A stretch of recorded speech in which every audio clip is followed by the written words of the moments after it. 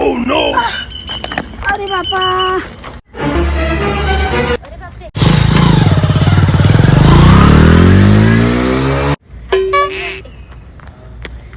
उठा उठा आजी. हे गाडी चालवण्यावाले लोक काही दिसतही नाही. आरामात उठ.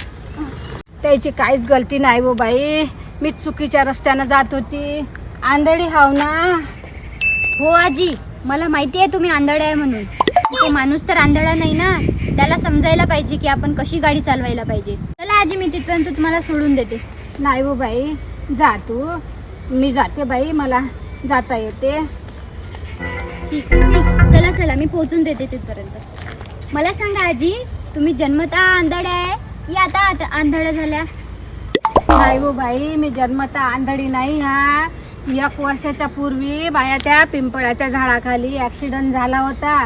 त्या ऍक्सिडेंट मध्ये माझे डोळे गेले हो बाई. तुमचा त्या पिंपळाच्या झाडाखाली ऍक्सिडेंट झाला? हो बाई. 1 वर्ष आधी माझ्या आईचा पण तिथेच ऍक्सिडेंट झाला होता.